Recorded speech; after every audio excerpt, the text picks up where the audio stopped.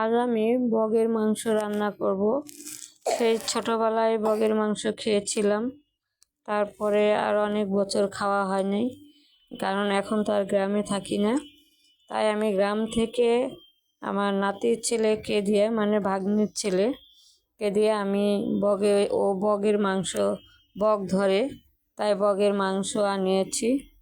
আমার ছেলে পেলে বগের মাংস খাইতে কেমন হয় সেটা ও জানে না ওরা, তাই ওদেরকে খাওয়ানোর জন্যই আমি এনেছি।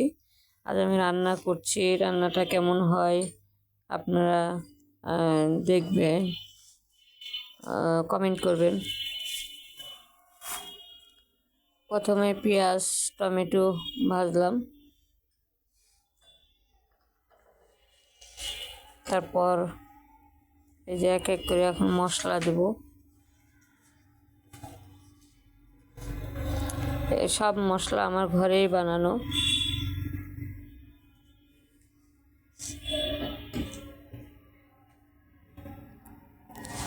আমি বিরিয়ানি, মাংস রান্না করা মশলা, তারপরে মাছ রান্না করা মশলা, সব ধরনের মশলা আমি নিজেই বানাই, বাজার থেকে গুঁড়া মশলা কিনি না।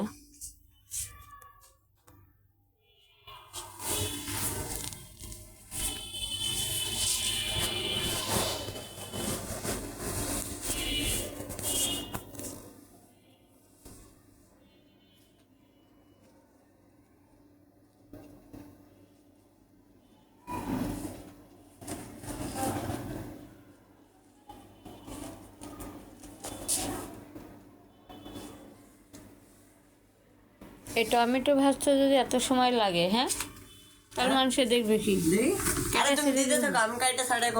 ও আচ্ছা, তো বয়স লাগে মিলানি। সম্পূর্ণ মশলাগুলি লবণ দিলাম,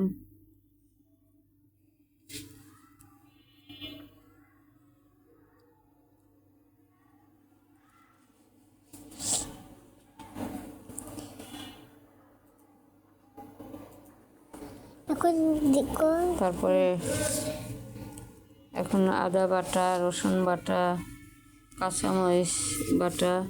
আমি সবসময় কাঁচামরিচ বাটাই খাই, শুকনো মরিচ বাটাটা খাই না খুব একটা, শুধু তরকারি রঙের জন্য হালকা দেই। হলুদ গুঁড়া,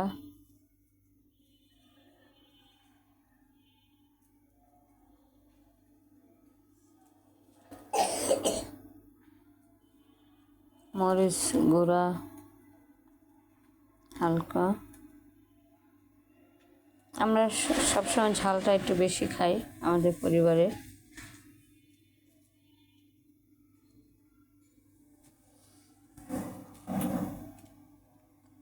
আদা বাটা,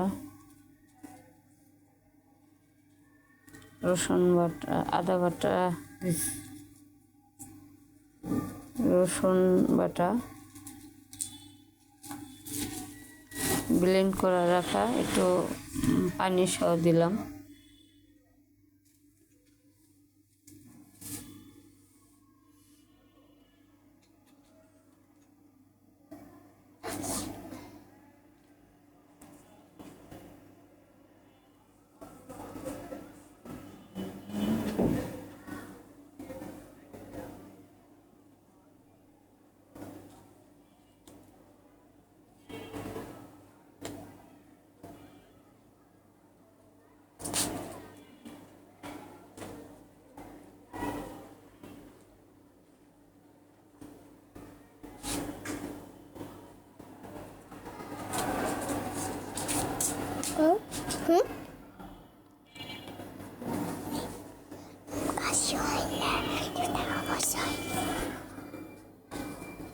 মশলা, মাংসের মশলা